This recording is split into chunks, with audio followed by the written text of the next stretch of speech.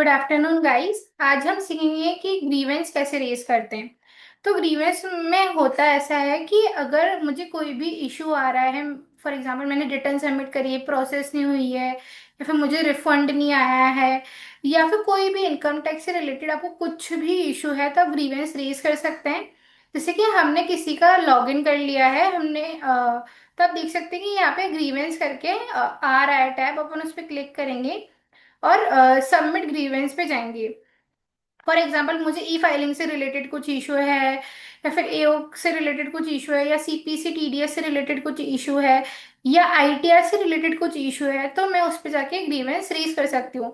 जैसे कि मैंने सीपीसी आईटीआर पे मैंने क्लिक कर दिया है, इसमें बहुत सारी कैटेगरी होती है।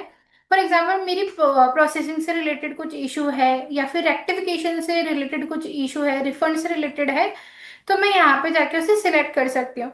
फॉर एग्जाम्पल कि मुझे रिफंड नहीं मिला है और मुझे रिफंड से रिलेटेड कुछ इशू है, तो मैं रिफंड पे यहाँ पे सिलेक्ट कर लूंगी कैटेगरी को।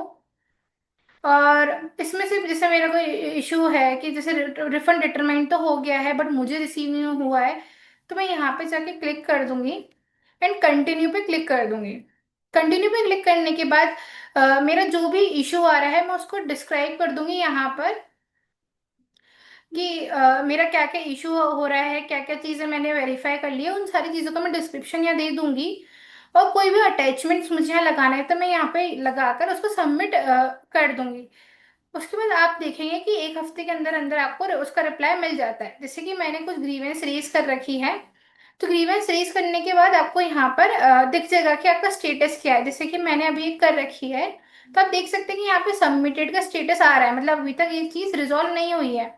और आप देख सकते हैं कि जैसे कि एक मैटर है जो कि रिजॉल्व हो गया है।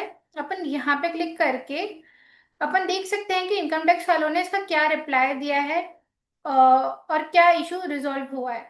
उसके बाद देख सकते हैं कि ये रिजॉल्व हुआ है, अभी तक क्लोज नहीं हुआ है। अगर ये मैटर क्लोज हो जाता है तो आप इसे थर्ड ग्रीवेंस देख सकते हैं कि यहाँ पे आपका स्टेटस आ रहा है क्लोज। मतलब इसका मतलब है कि ये मैटर क्लोज हो चुका है उनकी तरफ से, उनकी तरफ से कोई इशू अब नहीं है। तो ऐसे अपन किसी का भी ग्रीवेंस, कोई भी रिलेटेड कुछ भी इशू है इनकम टैक्स पोर्टल पे, तो आप ऐसे ग्रीवेंस रेज कर सकते हो। Thank you.